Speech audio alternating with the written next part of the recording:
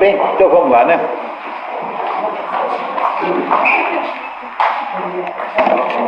Pessoal, antes da gente retomar, eu queria só dar uns avisos aí para quem não recebeu o nosso e-mail, assim, todos receberam, só avisar que a semana que vem nós vamos ter 2 lançamentos aqui na E.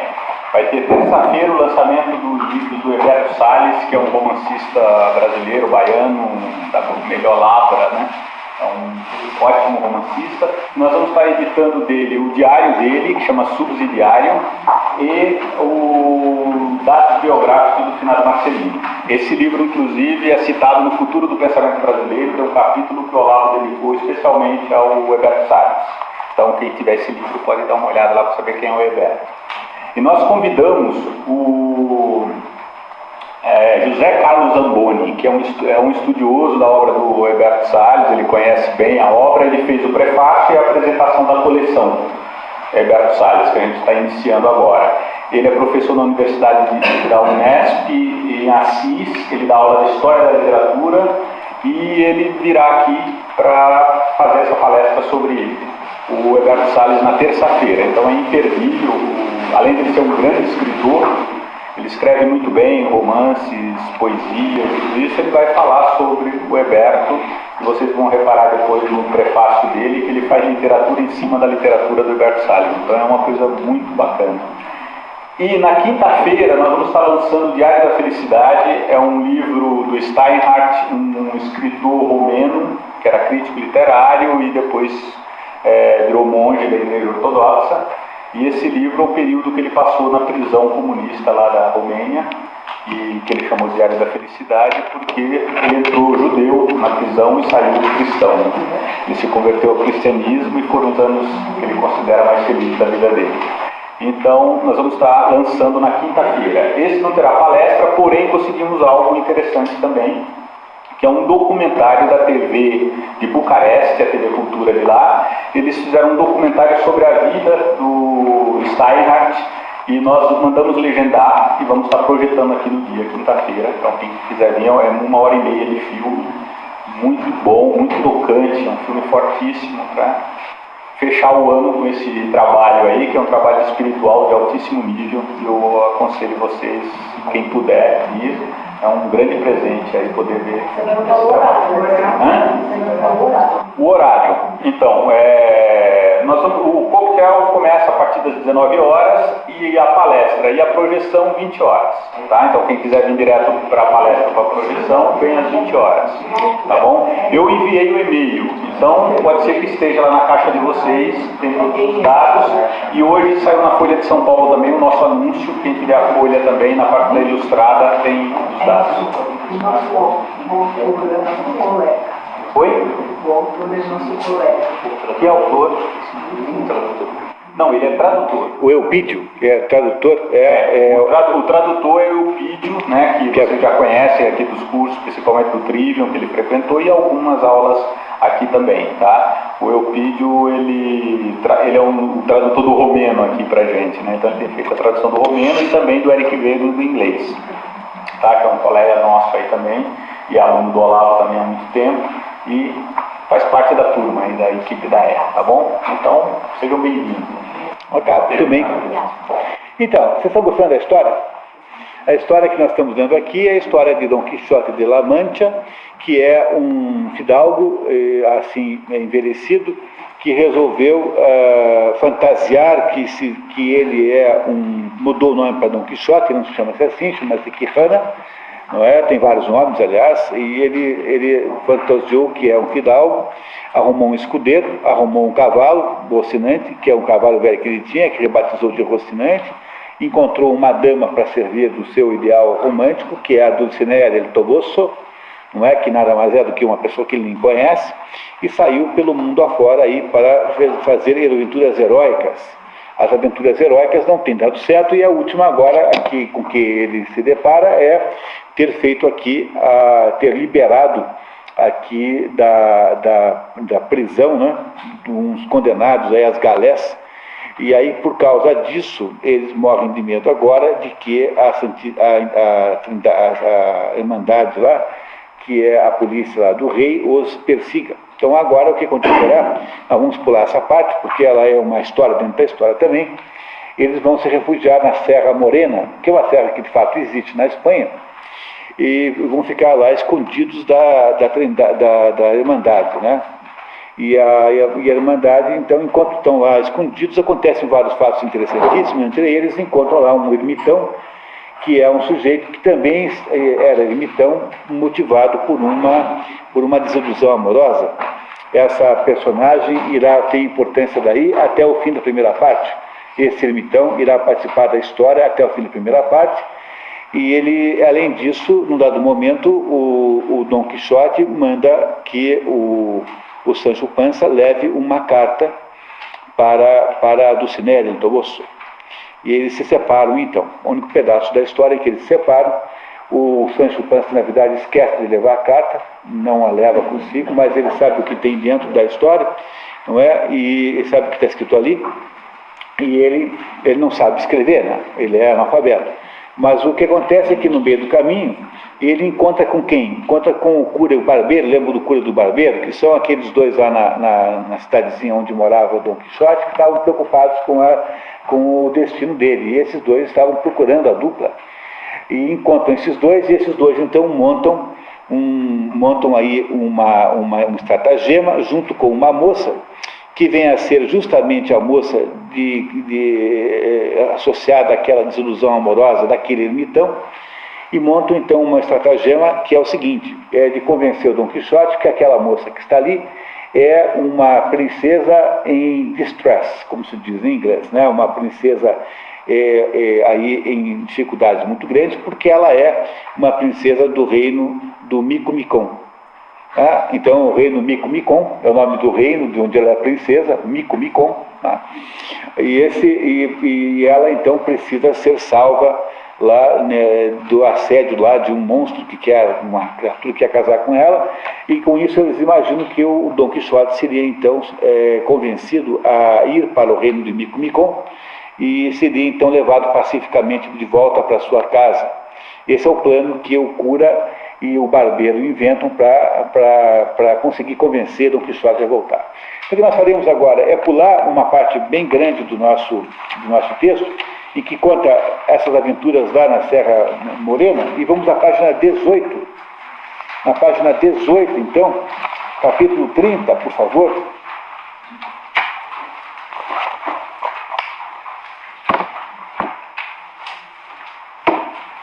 Não é?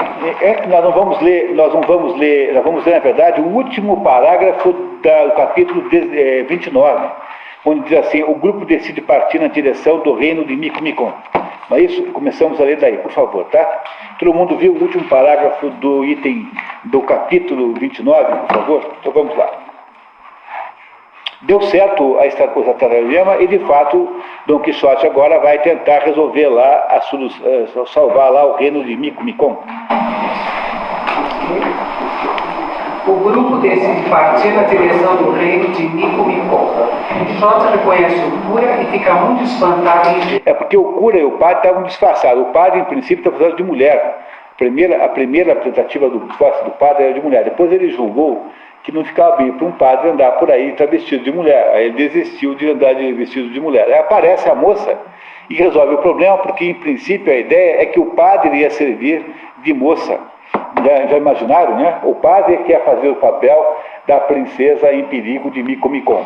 Com o aparecimento da moça, que uma Doroteia, não foi mais preciso usar o padre. Então o padre desistiu de andar vestido de mulher. Mas aí ainda estavam disfarçados, né? Para que o Dom Quixote não os reconhecesse. Agora aqui reconheceu, né?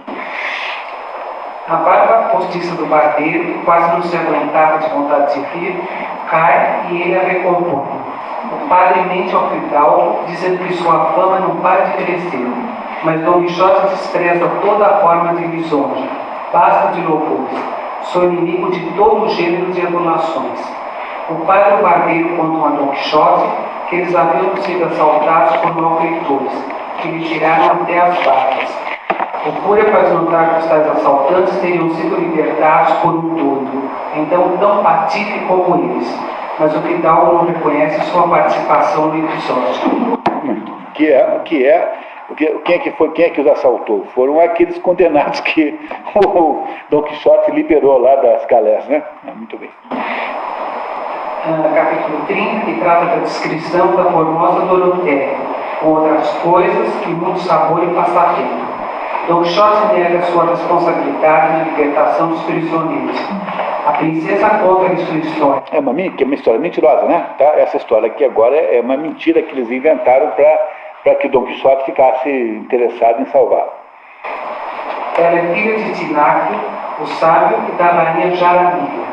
Suas desventuras começaram quando um descomunal gigante, senhor de uma grande ilha, chamado Pangafilano da Fosca Vista, havia decidido casar com ela e apoderar-se do seu reino. Todos esses nomes são muito engraçados e cômicos, quer dizer, tudo é de uma ironia profunda, né? São todos nomes muito engraçados, assim, muito cômicos. Desesperada, ela saíra para buscar a ajuda de um grande cavaleiro, conhecido como Dona Sorte, ou Dom Quixote. Sancho intercede. Talvez dissesse Dom Quixote, ou por outro nome, o Cavaleiro da Triste. Isso para valorizá-lo, né? Quer dizer, eu estou aqui, né, até agora, perdida, tentando descobrir, né, onde é que está um tal de Dom Quixote. Dom Quixote, é isso mesmo, Dom Quixote, né? A ideia é que ela vá, né, e com isso ele consiga voltar para casa. Né? Continuando a encenação, ela conta ter abordado em Osuna, mas quando Dom Quixote repara que Osuna não é porto de mar, o cura corrige para mal, o que ela imediatamente concorda. A princesa também conta que o seu pai havia prometido sua mão e seu reino ao cavaleiro que matasse o gigante. Dom Quixote declara já estar comprometido com Dulcinea. Sancho Panza, sinceramente desapontado, censura seu olho. Juro e rejuro por minha vida que não tem vossa mercê, senhor Dom Quixote, o juízo inteiro. Pois como é possível pôr vossa mercê em dúvida, casar-se com tão alta princesa como esta? É porventura mais formosa minha senhora Dulcinea? Na verdade, Sancho teme pelo futuro de seu reinado cada vez mais... É o reinado na ilha, né? No reinado. Dom Quixote dá imediatamente 2 borboadas e só para porque Doroteia quer ver.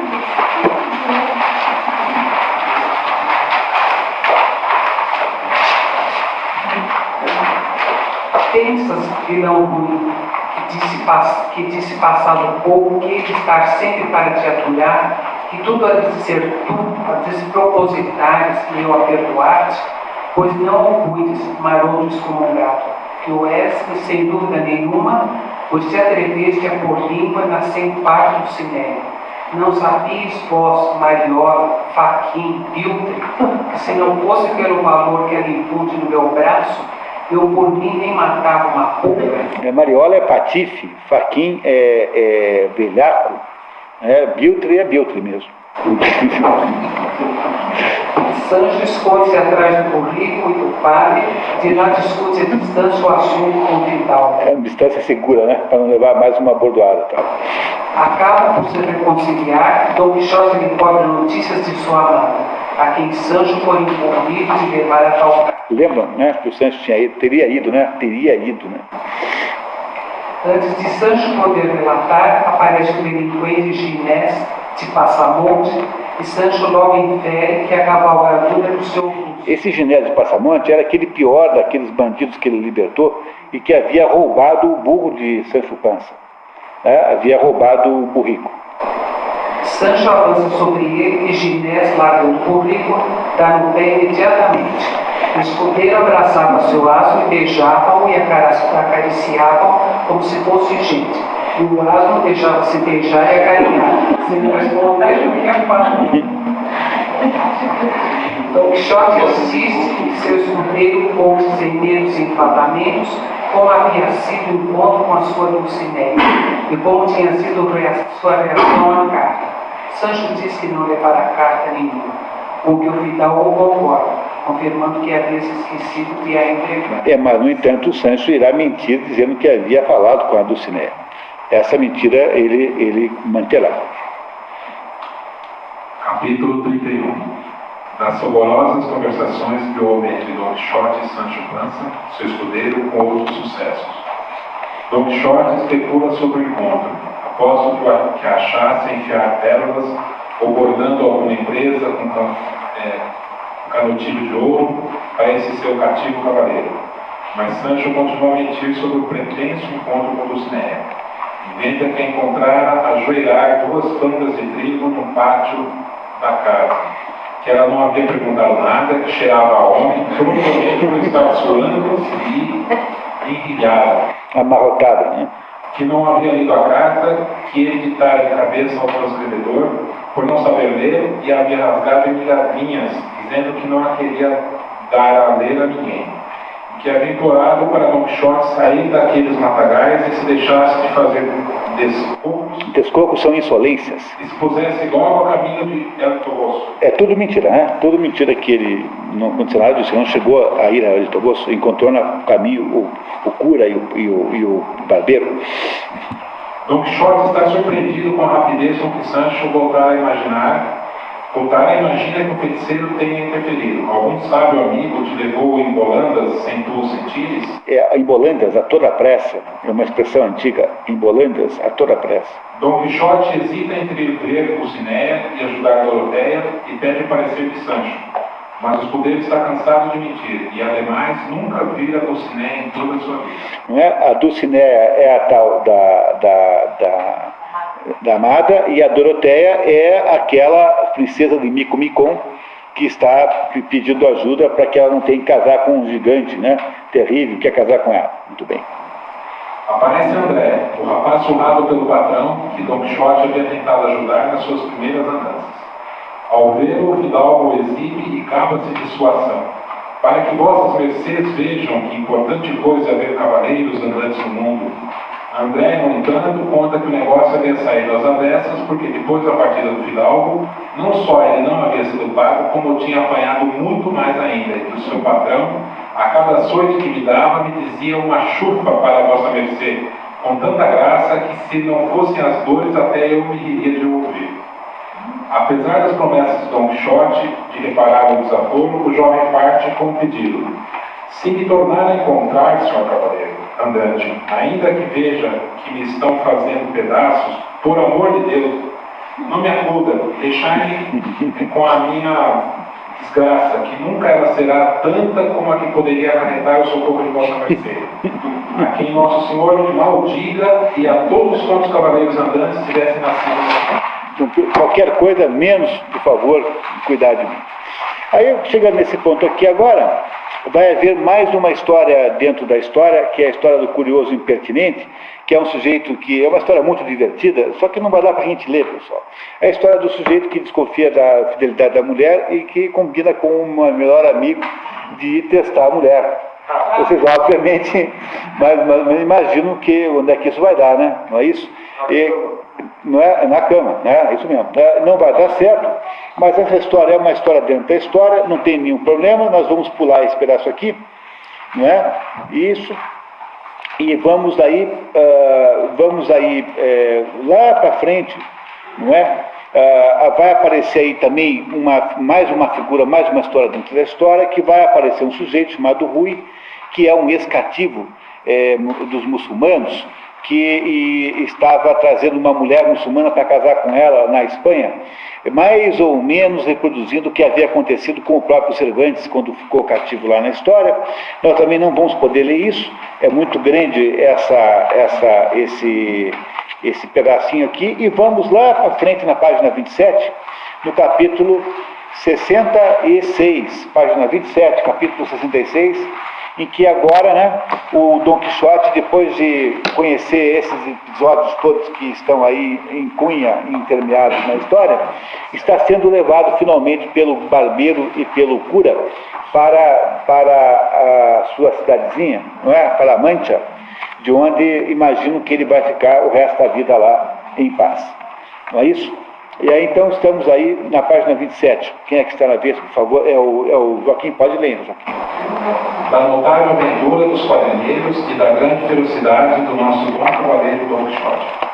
O cura explica aos oficiais que Don Quixote está insano e compensa o barbeiro pela bacia e ao largo. Dom Fernando ressarce o verdadeiro pelo prejuízo com o barril de vinho. Daí deixa eu explicar. Eu preciso explicar um pouquinho mais, se você não vai entender o que está aí. Eles vão acabar naquela mesma estalagem onde houve aquela briga lá, com aquela briga generalizada no sótão, por causa aquela moça, né, Maritones.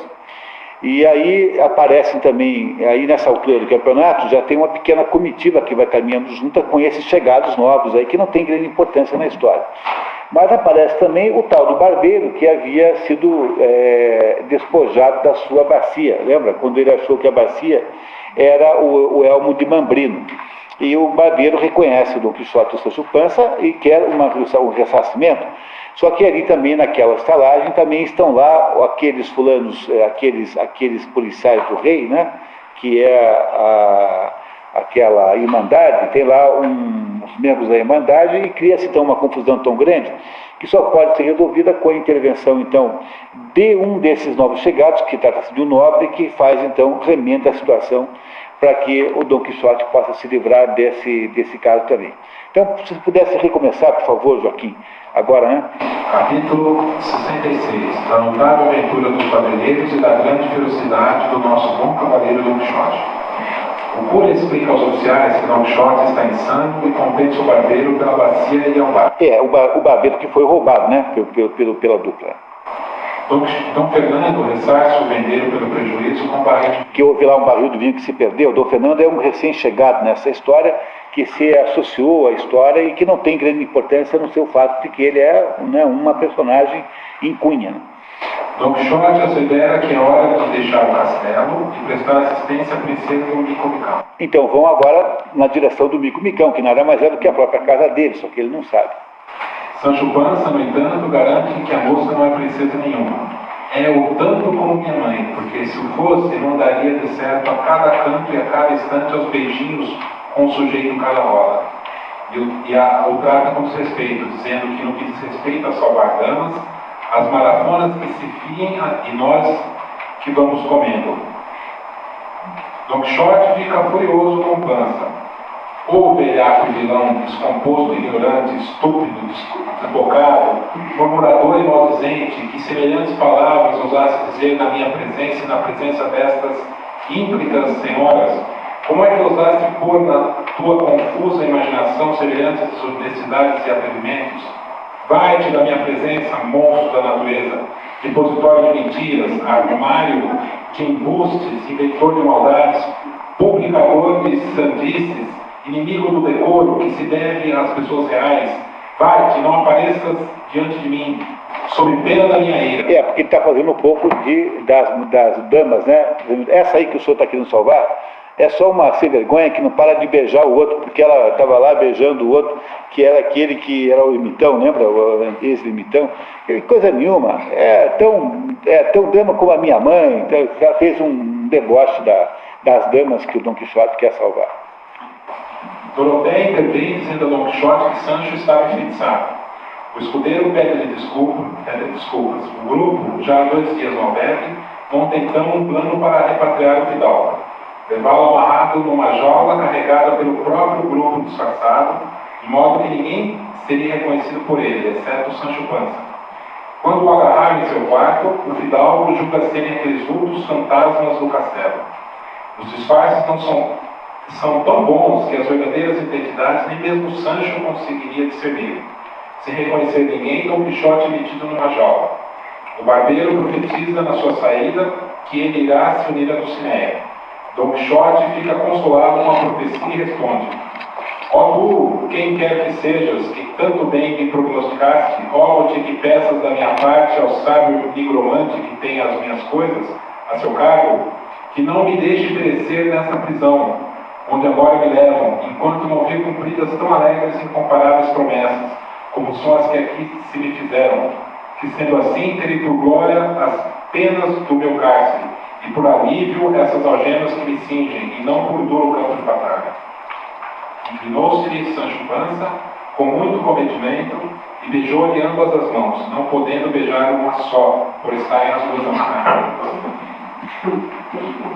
Logo, aquelas visões tomaram a jaula aos ombros e meteram-na no carro de boi. Depois que ele armou mais uma confusão no albergue, e dessa vez, né, com os oficiais lá da Irmandade e tudo, então aí decidiram que levá-lo amarrado dentro de uma jaula até a sua cidade, sendo que todos iriam disfarçados, ele não iria reconhecer ninguém, exceto o Sancho Panza, que iria sem disfarce.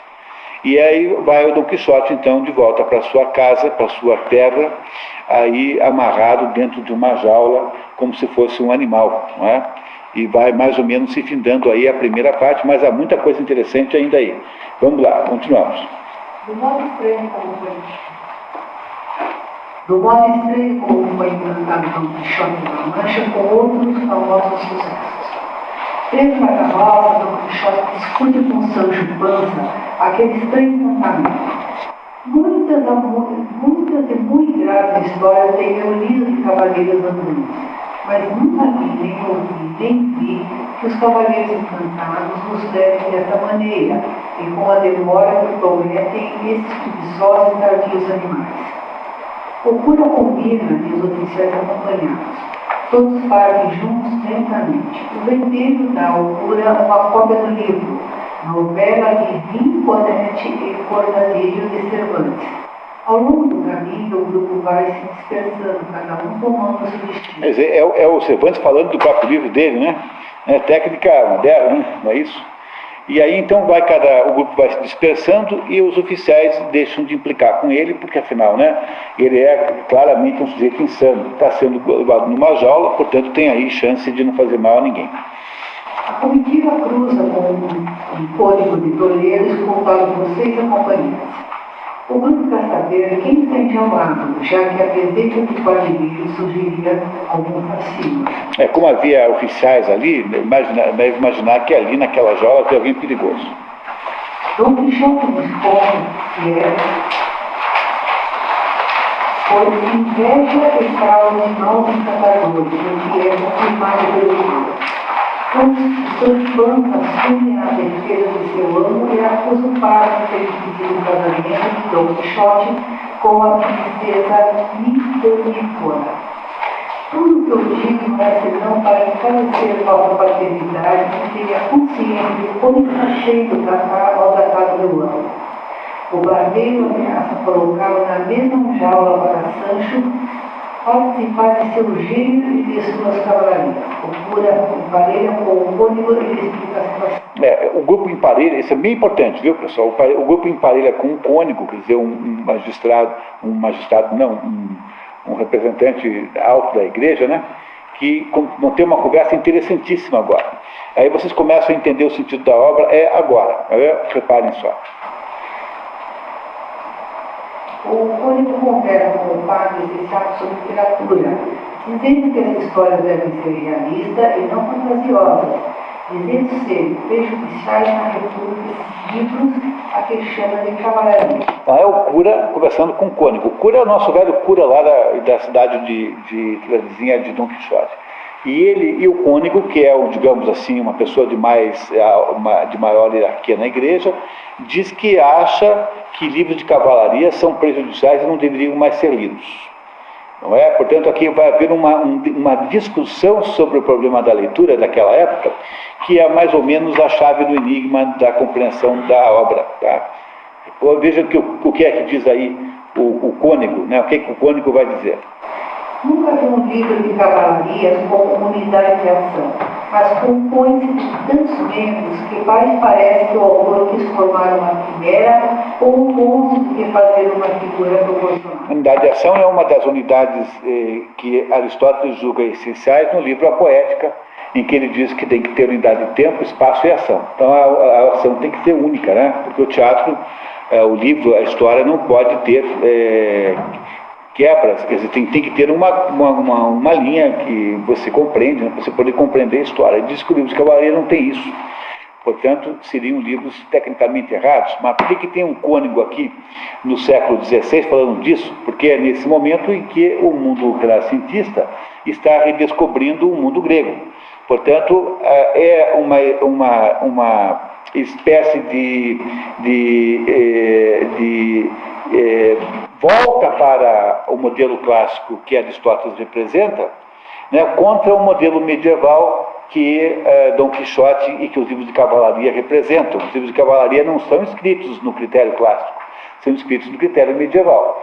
Então, o fato de que esse cônego, está criticando os livros de cavalaria, não há nada mais nada menos do que apenas a demonstração de que se está implantando um novo cânone artístico no mundo, é o cânone da volta para o cânone grego, que é o próprio conceito de renascimento. A busca do cânone greco-romano em substituição do cânone medieval. Não é? Muito bem.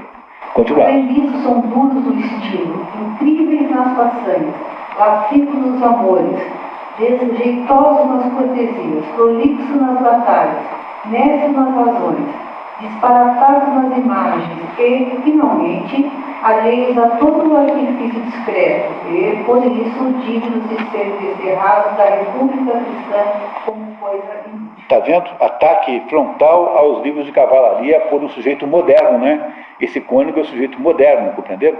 Moderno no sentido de que ele representa a retomada do modelo renascentista. Não há uma certa ironia aí por parte do Cervantes? Na verdade, o que ele quer fazer com isso, né? A gente vai entender no final. Né? Mas seguramente pode-se desconfiar disso com certeza. Né?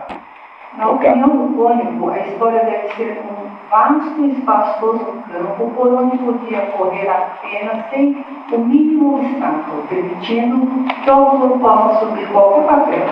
O maior objetivo da literatura, segundo ele, é instruir e divertir ao mesmo tempo.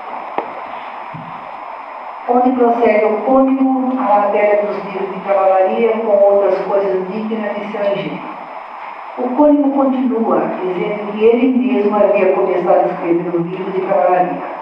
Fala do teatro moderno, elogiando peças como Isabel, Filis e Alexandra, que guardavam perfeitamente os preceitos da arte. Ao mesmo tempo que condena a peça, sem unidade de tempo, ação, etc., ou que contém um flagrante anacronismo original. É a postura renascentista de crítica ao modelo medieval, né? E não é isso? É isso que esse cônego representa. Elogia o dramaturgo Lopo Vega, insiste na conveniência de censores para que as peças de livros de cavalaria melhorem. Sancho Panza diz a Dom Quixote que ele não está realmente enfeitiçado, mas sendo levado preso pelo Túlio e pelo barbeiro, que tem inveja de seus grandes feitos. O Vidal, sempre pensando em magia, argumenta que os dois apenas se parecem com o Túlio e com o barbeiro. Sancho se irrita com o seu amo. Valha-me, Senhor, respondeu Sancho, dando um grande brado, pois é possível que seja a vossa mercê tão duro de cabeça e tão alto de miolo, que não veja que é a pura verdade o que eu digo, e que nesta sua prisão e desgraça entra mais a malícia do que o encantamento? Veja, para a mente de alguém como Dom Quixote, que é um sujeito que vive no mundo medieval, tudo é ambíguo. Não é? Tudo é ambíguo. Onde ele vê moinhos de vento e pensa que está vendo monstros. Tudo é ambíguo. Para um homem como Sancho Panza, que não é um homem medieval, mas já é uma espécie de entidade realista, né? Porque o Sancho Panza é muito mais realista do que ele. Não é? Na verdade, eles são românticos em sentidos diferentes, depois a gente discute isso. Mas para o Sancho Panza, né, onde o outro vê ambiguidade, o outro vê apenas malícia. É uma diferença importante essa diferença, depois a gente vai retomar. Só lembrem disso, por favor. Sancho Panza quer saber se seu amo, preso na jaula, sente necessidade de usar o banheiro, e o Vidal lhe diz: tira-me desse perigo, que já não saio limpo de todo. Onde se trata do discreto colóquio que Sancho Panza teve com o senhor Don Quixote. Sancho Panza argumenta que, uma vez que seu amo precisa usar o banheiro, não é possível que ele seja encantado. O Vidal concorda com a conclusão e planeja com seu escudeiro a fuga. O cônego, impressionado com a loucura sedutiva de Don Quixote, tenta restituir-lhe o bom senso, mandando trocar a insípida e ociosa leitura de cavalaria por leitura da Bíblia, especialmente de Jesus.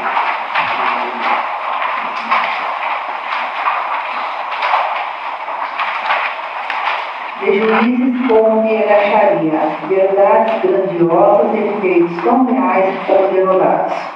Dom Quixote, no entanto, não concorda com a depreciação da literatura de cavalaria e a defende extensivamente, assegurando ao público que ele se encontra enlouquecido por algum encantamento. O Fidalgo fala do rei Arthur, de Tristão e Isolda, da guerra de Troia. O público, impressionado com a capacidade de Dom Quixote de misturar ficção e espaços históricos, acaba concedendo ao autor autenticidade e valor a algumas histórias de cavalaria, como no caso de El Cid, mas não aceita que um homem como Dom Quixote, tão honrado e de tão boas partes e dotado de tanto entendimento, queria dizer que são verdadeiras tais e tão estranhas loucuras como as que estão escritas nos disparatados livros de cavalaria. O que você nunca sabe é se entenderam? O que você nunca sabe é se o Cervantes está fazendo pouco ou se está elogiando os livros de cavalaria. Afinal, o Dom Quixote é uma figura louvável ou uma figura ridícula?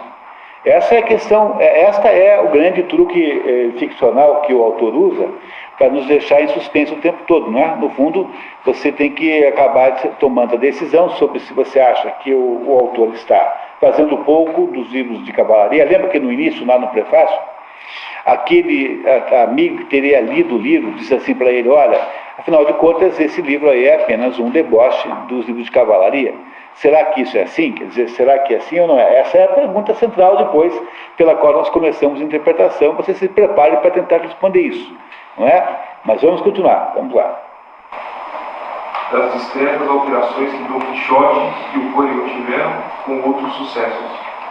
Dom Quixote faz pouco do Cônego por duvidar da qualidade dos livros impressos com autorização de reis, com a aprovação daqueles a quem se enviam e que com gosto geral são lidos e celebrados por grandes e pequenos, pobres e ricos, letrados e ignorantes, plebeus e cavaleiros. O Fidalgo fala das delícias da leitura de tais livros, escrevendo sua visão do esplendor cavalheiresco.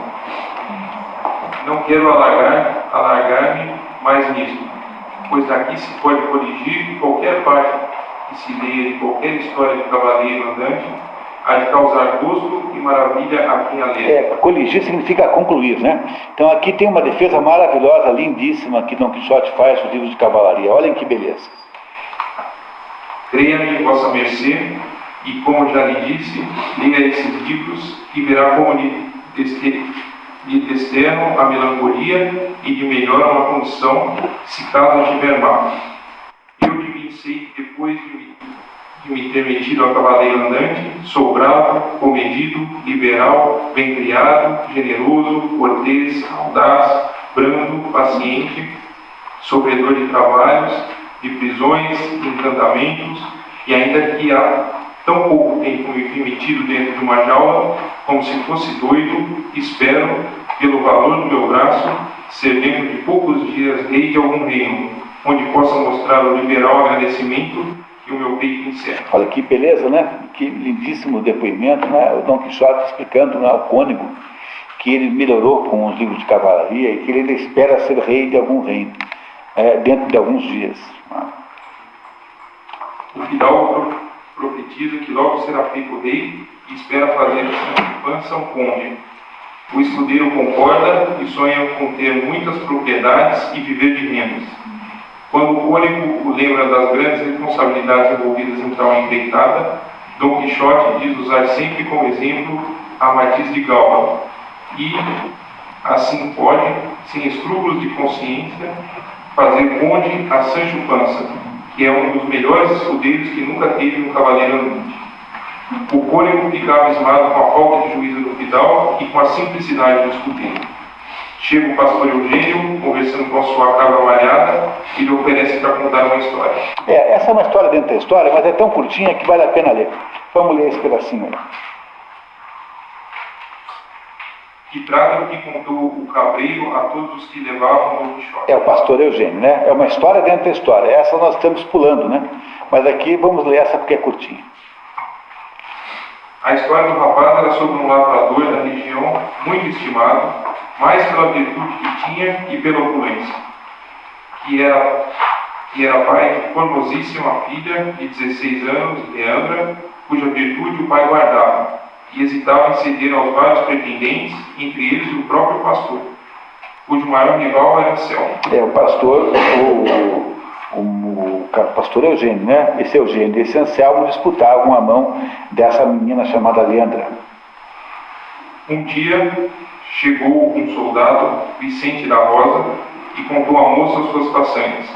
Leandra ficou impressionada com as roupas e maneiras do rapaz e fugiu com ele, persuadida que ele a levaria à mais esplêndida cidade que havia no mundo, que era Nápoles. No entanto, uma busca pela moça encontrou-a abandonada e roubada de seus pertences e de sua honra. O pai resolveu interná-la no convento. O pastor Anselmo e outros pretendentes vieram então àquele vale trabalhar como pastores de ovelhas e cabras, onde passariam a vida entre as árvores, desabafando as suas mágoas ou cantando juntos. Ora os horrores,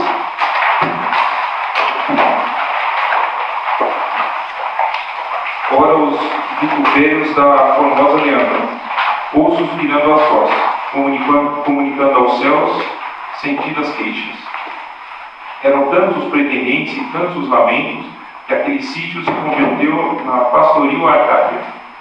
Eugênio parece não ter as mulheres em alta conta, por causa da sua inconstância, de sua doblez, de suas promessas descumpridas, de sua fé quebrantada. Quebrantar é fraco, né?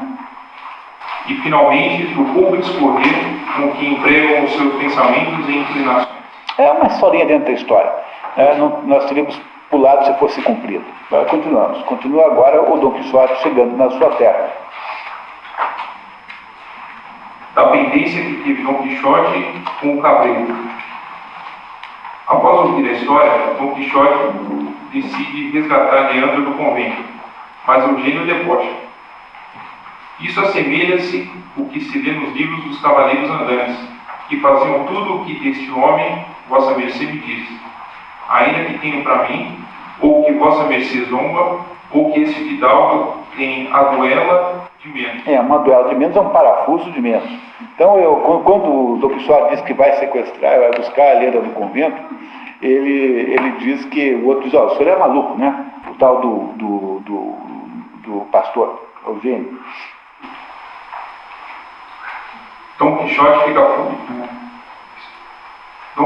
fica furioso e lhe atira um pão na cara com tanta força que lhe esmurrou o nariz.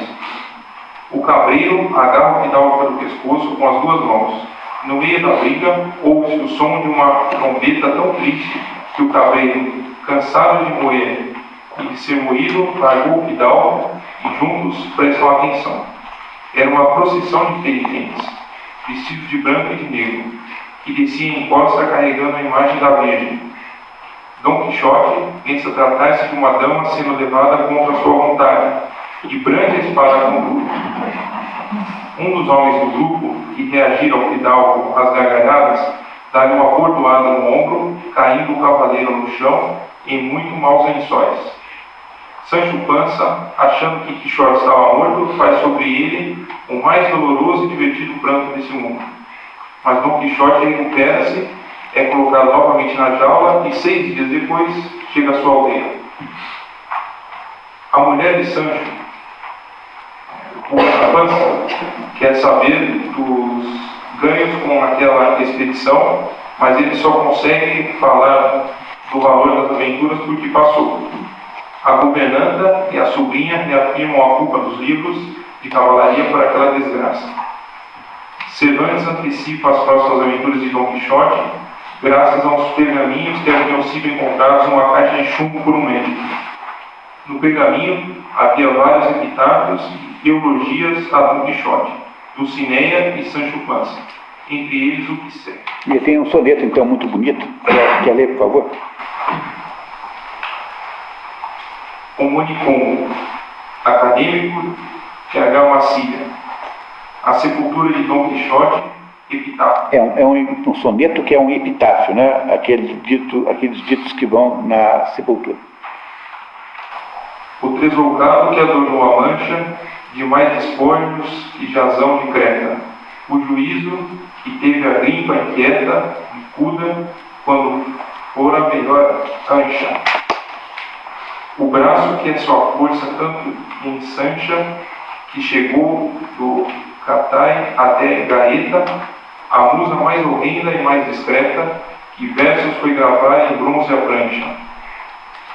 Quem bem longe deixou as amardizes, e em pouco os galores avaliou, estribado no amor da bizarria. Quem soube impor silêncio ao pediamento e genuíno.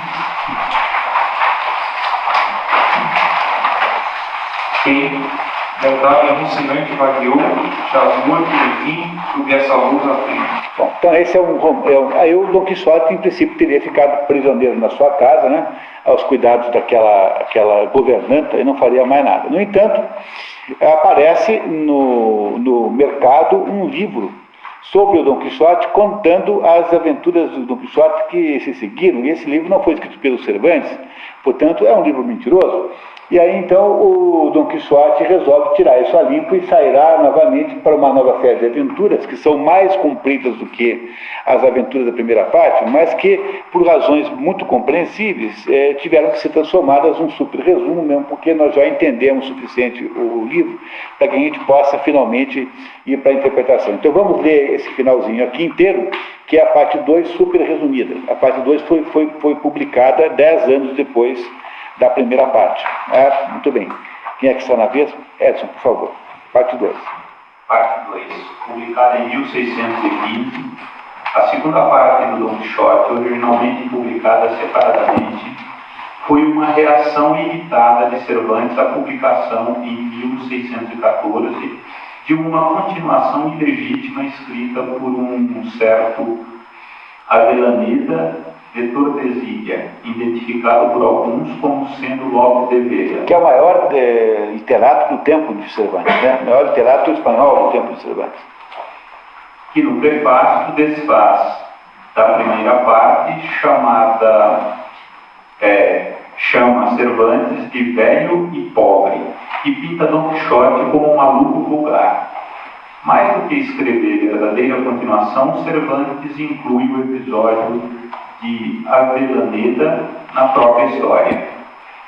Desse modo, Dom Quixote e Sancho Panza ouvem em uma taverna falar da continuação ilegítima de suas aventuras e fazem planos de partir para Barcelona, onde sequestrariam uma das principais personagens da versão de Avellaneda. Isso é uma graça de instrumento ficcional, né? Falar assim, bom, então já que inventaram essa história mentirosa, vamos tirar esse negócio a limpo. E sai então o Dom Quixote e o Sancho Panza agora para uma nova bateria de aventuras essas que levarão então até o final da história. Então, continuamos, por favor. Aparece na história, no entanto, uma nova personagem, o jovem bacharel Sansão Carrasco, filho da terra de Bartolomeu Carrasco, que acabara de se graduar na Universidade de Salamanca. Chegou o sujeito à USP agora. Quer dizer, esse aí é o equivalente da época a um universitário acadêmico.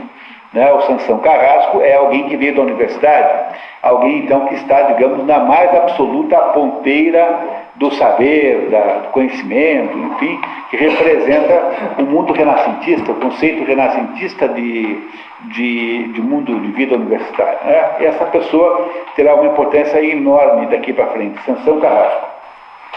O bacharel, que havia lido a primeira parte da história, discute com Dom Quixana detalhes das aventuras, indicando suas inconsistências. Dom Quixote está decidido a ir a Toboso com seu escudeiro para apresentar seus respeitos a Dulcinea, e o bacharel o incentiva, tendo de fato urdido uma conspiração com a cura e o barbeiro para acabar de vez com as aventuras de Quijano. Quer dizer, o plano que eles montam, então, agora o cura, o barbeiro e o Sansão Carrasco, é vencer Dom Quixote numa luta, num duelo, e exigir dele, então, como condição de vencido, que ele abandonasse a vida de cavaleiro.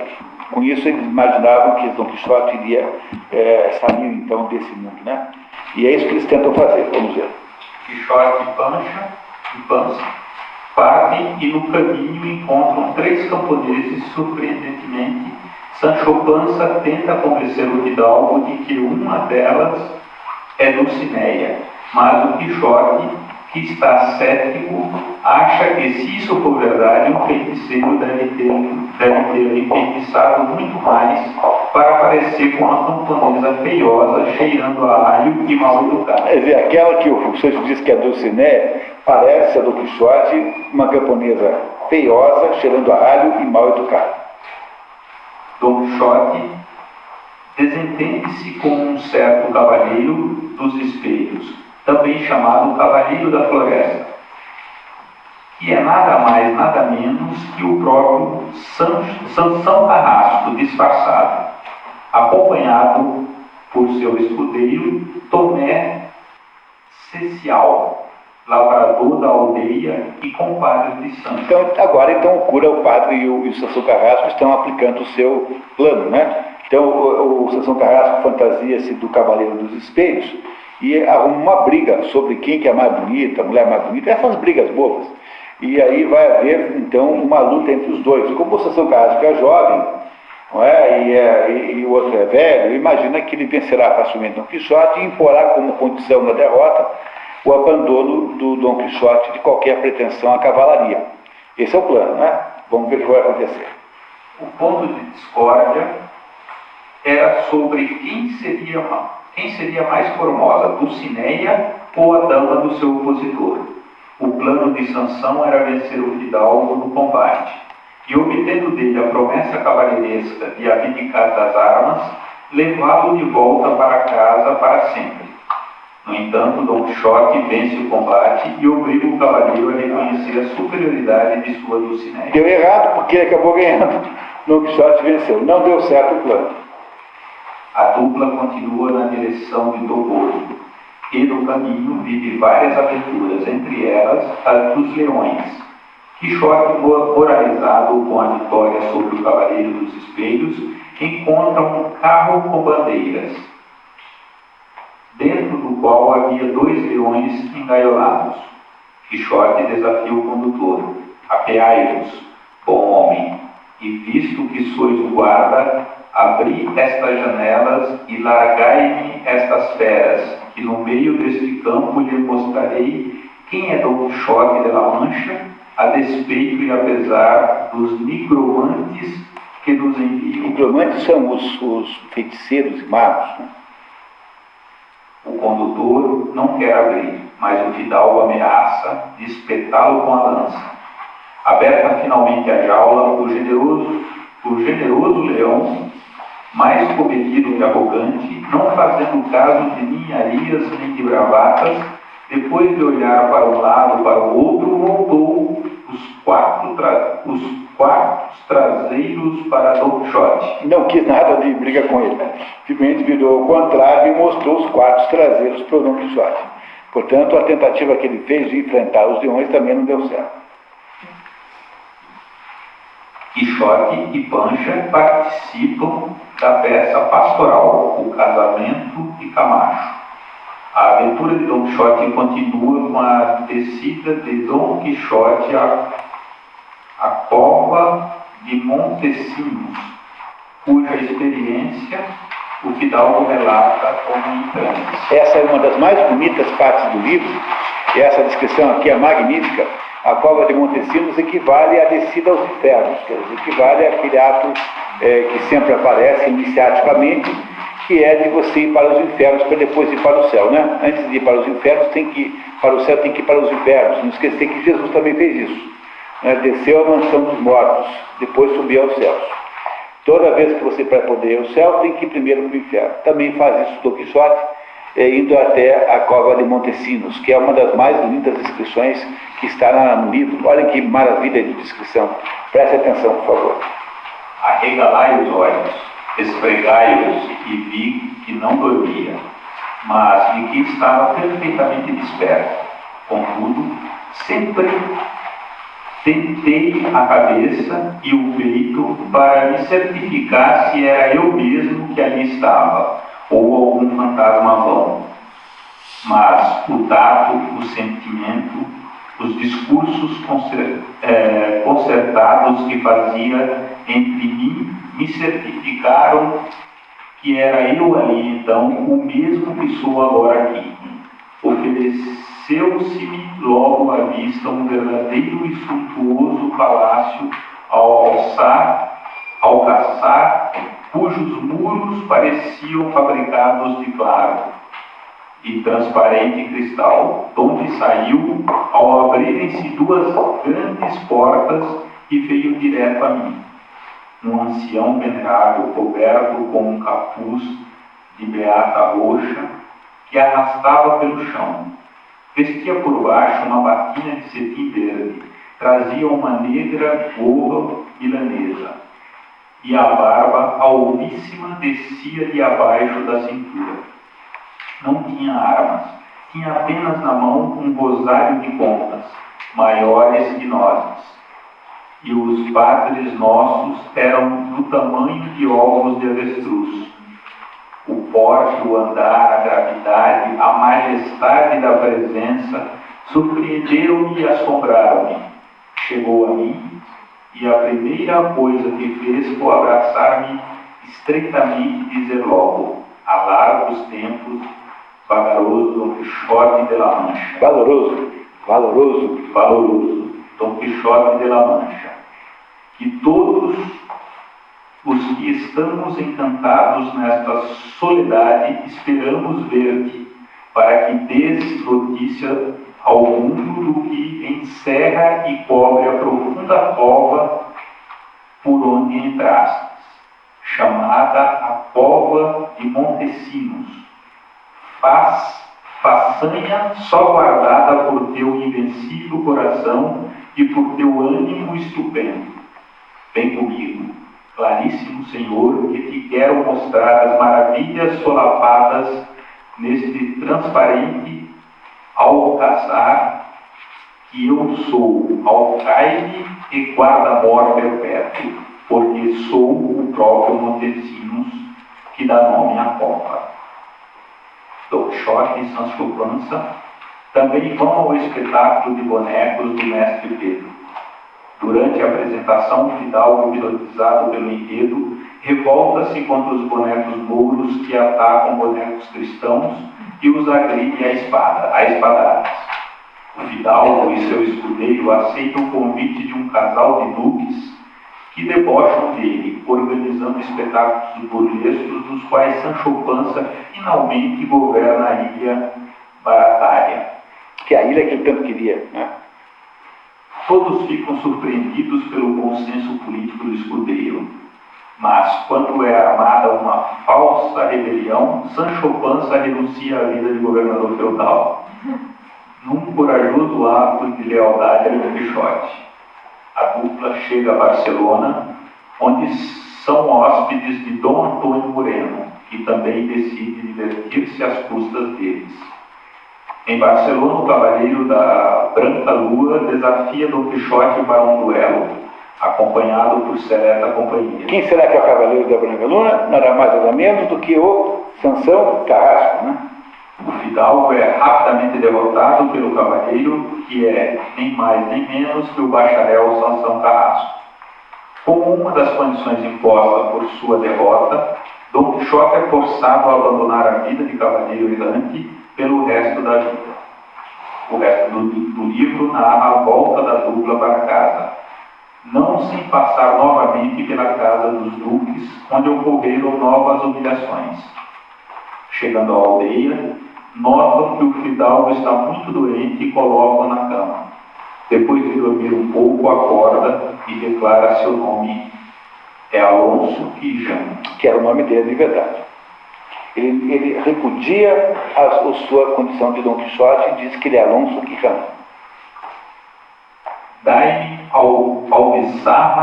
alvíceras Bons senhores, que já não sou Dom Quixote de la Mancha, mas sim Alonso Quijano, que adquiri pelos meus costumes o apelido de bom. Já sou inimigo de Amadis de Gaula e da infinita caterva de sua linhagem. Já me são odiosas todas as histórias profanas de cavalarias andantes. Já conheço minha necessidade. Necessidade é burrice, né? Burrice. E o perigo em que me pus a tê-las lido, já por misericórdia de Deus e bem escarmentado as abomino. Bem castigado, né? Bem castigado eu as abomino. Aparentando ter recuperado a razão, renuncia à cavalaria e morre sobre a lamentação dos amigos. Talvez Edson possa tomar daqui. E diz o prudentíssimo ciliarmente: aqui ficarás pendurada nesta espereteira, ó pena minha, que não sei se fosse bem uma ó parada, e aqui longos séculos viverás, se historiadores presunçosos e malandrinhos te não despendurarem para te profanar. Mas antes que aqui cheguem, adverte-os e dize-lhes do melhor modo que puderes: alto, distraidores, por ninguém seja tocada, porque, bom rei, essa empresa para mim estava guardada.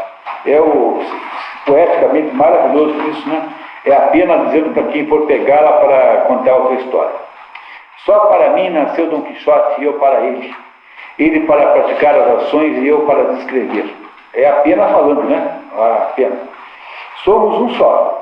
A despeito e apesar do escritor fingido e tordesilhesco que se atreveu, ou se há de atrever, a contar com pena de avestruz, grosseira e mal aparada, as façanhas do meu valoroso cavaleiro, porque não é carga para os seus ombros, nem assunto para o seu frio engenho. E a esse advertirás, se acaso chegares a conhecê-lo, que deixe descansar na sepultura os cansados e já apodrecidos ossos de Dom Quixote, e não o queira levar contra os foros da morte para a Castela Velha, obrigando-o a sair da cova, onde real e verdadeiramente jaz muito bem estendido, impossibilitado de empreender terceira jornada e nova saída, que para zombar de todas as que fizeram tantos cavaleiros ardantes, bastam as duas que ele levou a cabo, com tanto agrado e beneplácito das gentes, e cuja notícia chegaram, tanto nesses reinos como nos estranhos. E com isso cumprirás a tua profissão cristã, aconselhando bem a quem te quer mal, e eu ficarei satisfeito e ufano de ter sido o primeiro que gozou inteiramente o fruto de seus escritos, como desejava, pois não foi outro meu intento, senão de tornar aborrecidas dos homens as fingidas e disparatadas histórias dos livros de cavalarias, que vão já tropeçando com as do meu verdadeiro Dom Quixote, e ainda hão de cair de todo, sem dúvida. Vale. Esse final arrepiante, né? Vocês repararam que essa é uma história que começa muito engraçada, vai perdendo completamente o tom cômico e vai se tornando uma história tristíssima. Vai evoluindo da graça para uma terrível acidez, não é? É uma história terrível, essa história que nós vemos agora. Eu queria muito gastar com vocês agora o nosso parco tempo aí, para tentar conversar e interpretar com vocês isso que vocês acabaram de ler. Vocês acho que entenderam a história? Reparem que a gente não fica sabendo no final, com clareza, digamos, indiscutível, se o Cervantes escreveu esse livro para debochar de fato dos livros de cavalaria, ou se escreveu esse livro para falar bem dos livros de cavalaria. Não é essa dúvida que fica na cabeça de qualquer pessoa? Pois essa ambiguidade que é a história é uma das suas grandes forças, um dos seus grandes valores, porque faz com que a gente tenha uma obra complexa. Uma obra complexa, necessariamente uma obra tensional, uma obra difícil de entender, uma obra que tem diversas possibilidades interpretativas. Uma obra muito simples é quase sempre uma obra panfletária. Nesse nosso programa aqui de Expedições pelo Mundo da Cultura, eu não coloquei nenhum livro panfletário, nenhum livro que tenha características tão óbvias que possa ser interpretado assim, digamos, pelo valor de face. Ao contrário, me parece que quanto mais complexo for o livro, mais é importante, mais é interessante para os fins desse programa aqui. É um programa que, portanto, escolhe os livros a partir da sua complexidade. Esse é um livro complexíssimo. E se vocês quiserem recuperar comigo a história, digamos, esquematicamente, você tem aí um sujeito chamado Alonso Quijana, que é alguém que está meio fora do mundo, é um sujeito aposentado, solteiro, não tem filhos, portanto não tem uma existência, digamos, social plena, e que mora isoladamente e que lê livros antigos. Os livros de cavalaria são para o Afonso Quijana livros antigos. Ele lê esses livros antigos, impressionadíssimo com eles, ele se transforma num cavaleiro. Faz uma primeira incursão como cavaleiro, em querer sagrado cavaleiro, por o dono de uma hospedaria, que faz isso de maneira jocosa, né? E ele faz uma primeira excursão, dá errado, depois ele julga que o que deu errado foi o fato de que ele não tinha um escudeiro, que ele não tinha os elementos, que ele não estava dentro do padrão da cavalaria como se imaginava, faz uma segunda excursão, essa que nós vimos com um certo detalhamento aqui. O livro é muito grande, é difícil de vê-lo na sua inteireza, mas nessa segunda viagem que ele faz, né, na segunda excursão, já com Sancho Panza, ele produz então uma porção de desgraças, né, uma porção de problemas, e até ser finalmente capturado numa jaula, como se fosse um animal perigosíssimo, e trazido de volta para sua aldeia, na Mancha, de onde ele é originário, e lá ser neutralizado em termos, porque lá na sua terra ele fica sabendo que alguém escreveu as suas aventuras de modo ilegítimo e fantasioso, decide então tirar esse assunto a limpo e empreende uma terceira aventura, uma terceira saída com o mesmo Sancho Panza. Terceira essa aventura que é obstaculizada pela uma figura nova chamada o Sansão Carrasco. O nome não deixa de ser extremamente sugestivo. E esse Sansão Carrasco representa, digamos, uma escola, representa lá uma entidade do mundo moderno, renascentista, que está em contraponto do que representa o Dom Quixote. Representa o mundo velho, o mundo medieval, o mundo que já havia acabado e que restava apenas como lembrança na mente do Sansão, na mente do Dom Quixote. Tudo aquilo que o Dom Quixote vive já é absolutamente extemporâneo, está fora da época mesmo. Não tem mais sentido. E o Sansão Carrasco, então, urde lá um estratagema amoroso, até certo ponto de vista, para finalmente neutralizar o Dom Quixote. Ele é derrotado e abdica, então, da sua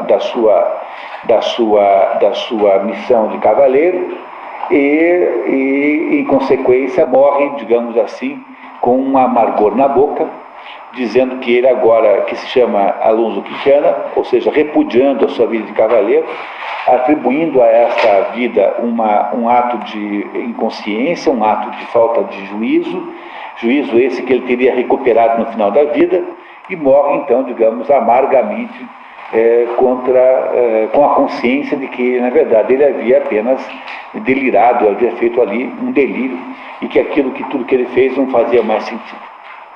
É por essa razão que essa história começa muito alegre e cômica e vai se tornando cada vez mais triste até chegar no final, em que há uma história beirando a tragédia. Ela começa como sátira e termina como tragédia, no sentido de que ali no final há a derrota da personagem final, que morre derrotada, concretamente derrotada pela sua incapacidade pelo seu autorreconhecimento, né, uma derrota autorreconhecida. Ele reconhece-se derrotado. Então, essa é a história que nós lemos aí resumidamente, né? A questão é saber o que é que isso representa. Vocês compreendem que as duas figuras aí, que essa história se polariza entre duas personagens, a personagem Dom Quixote, que é a personagem central, E a personagem, quem é o segundo? Não é o Sancho Panza. Aí que está o problema. É o Sansão Carrasco, porque o Sancho Panza, na verdade, representa uma espécie de duplo do Don Quixote, ele tem uma importância central, mas o que é o Sancho Panza? Digamos, o Sancho Panza é uma espécie de duplo, porque de vez em quando o Don Quixote tem aí alguns acessos de clareza mental, não é? E ele vê alguma coisa, não é? Ele sai daquela ambiguidade para ver as coisas sem ambiguidade. Esses momentos de visibilidade que tem o Don Quixote que são representados pelo Sancho Panza, como se ele fosse a parte do Don Quixote que de vez em quando consegue perceber alguma coisa. Mas o verdadeiro contraponto, o polo contrário ao Don Quixote, é o Sansão Carrasco. Eu sei que eu, com esse resumo excessivamente generoso da primeira parte e excessivamente pão duro da segunda, retiro um pouquinho de vocês a capacidade de perceber isso com clareza, com rapidez, mas é exatamente esse o contraponto. O contraponto aí é entre dois mundos que estão em conflito. Há o mundo chamado medieval, que é o do Don Quixote, e o mundo renascentista, que é o do Sansão Carrasco. Esses são os mundos em conflito, e essa é, no fundo, o assunto do livro. Ora, o que o Don Quixote representa? Né? Quer dizer, vocês têm uma simpatia pela personagem? Não, acho que a gente deve ter uma simpatia pela personagem, né? Não é alguém com quem vocês, as mulheres aqui, por exemplo, topariam casar, né? Não é claro que não. Não é? Mas vocês lembram do Idiota, do Príncipe Mishkin? Quando o Dostoiévski escreveu o Idiota, ele disse que estava escrevendo um Don Quixote, a história de um Don Quixote.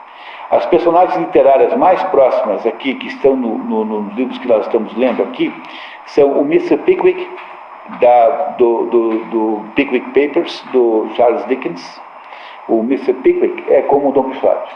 O Alceste, do Misantropo de Mulher, também é como Don Quixote. E, sobretudo, a mais quixotesca das personagens literárias que vocês conhecem, aqui, os que têm seguido sempre aqui os nossos encontros, é o Príncipe Mishkin, do Idiota, de Dostoiévski. Esse é o mais quixotesco, ou a mais quixotesca das personagens que já foram estudadas aqui ao longo desses 3 anos, né? 3 anos que se completam hoje, aqui desse nosso programa, aqui na Realizações. Portanto, a tendência normal é que vocês tenham simpatia pelo Don Quixote. Nós temos raiva do Sansão Carrasco? Também não temos, porque, veja, está muito mal desenvolvida a personagem por causa da rapidez do resumo. Por isso que não dá para fazer um resumo de 2 páginas. Vocês compreendendo agora que a gente não tem o mesmo aproveitamento literário, não dá para fazer, seria muito mais prático se pudesse, mas não é possível. Não é? Mas o Sansão Carrasco não parece sujeito mal também, porque ele tem uma visão assim meio tuteladora do Don Quixote. Ele tem uma espécie de autoridade, ou acha-se incumbido, imbuído de uma autoridade para neutralizar o Don Quixote como quem tranca um doente mental num hospício, como quem acha que tem o direito de interditar uma pessoa, porque o sujeito anda por aí, sei lá, vestido de Napoleão Bonaparte, enfim, o que for. Né? Aliás, esse negócio, nunca vi um louco que se vestisse de Bonaparte, embora seja o protótipo do maluco, né? Eu acho que não tem na prática. Você viu alguém, Joguinho? Pois é, tem uma das maiores irrealidades. Eu que dizia ser Paulo Maluf. Ah, é? eu sou o Paulo Maluf. De verdade. Pois é, você já viu algum, não? Algum louco de Napoleão Bonaparte? Não. Eu perguntar se ele, no romance, ele faz a troça dos romances de cavalaria, mas na verdade se poderia ser uma defesa dos ideais que a cavalaria representa. Essa é a questão central aqui, né? É isso que nós temos que descobrir agora nessa nossa conversa, né? Essa é a pergunta central do livro. Afinal de contas, esse livro é feito para debochar da cavalaria ou é para fazer o contrário? Porque, se vocês perceberem, o autor faz todo o possível para nos levar pela mão para o caminho errado, né? Para o caminho errado que eu digo, para um determinado caminho, que é o que aparece aparentemente o caminho que ele quer que a gente entre, né? Que é o caminho de achar que esse livro é uma espécie de sátira do romance de cavalaria, que o Don Quixote é uma figura ridícula, né? Um sujeito ridículo que representa o final dessa era de trevas, não é? Porque, afinal de contas, ele é um sujeito de que natureza? Vocês acham que o Dom Quixote é uma pessoa normal? Não. Não é, né? São Paulo teria dito que falava da loucura da cruz. Né? Se não poderia, de repente, você pensar, ele é louco por definição. Por que ele é louco, né? Essa é a pergunta central, né? Por que ele é louco em si? Ele é um sujeito normal, esse Dom Quixote? Não. Vocês acham que ele é perigoso, do ponto de vista social? Você acha que não é? Pô, imaginem, o sujeito armado com uma lança, uma espada, que resolve enfrentar todo mundo e dá pauladas para cá e para lá, porque achou que esse sujeito, achou que o fulano de tal era isso ou era aquilo. Não parece a vocês que é o protótipo do sujeito perigoso esse? É preciso a gente admitir que, sob um certo ponto de vista, ele é um sujeito perigoso.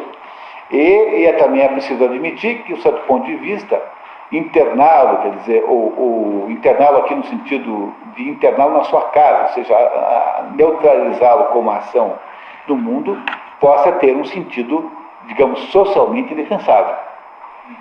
Temos que partir desse pressuposto, porque isso é, de fato, verdade. Veja, o que caracteriza a mente de Dom Quixote? Quais são as características centrais da mente dele? O que ele defende? Quais são os valores que ele defende? Os ideais cavaleirescos. Quais são os ideais cavaleirescos? Quais são eles? A honra, né? A justiça, o culto à mulher, não é isso? Né? O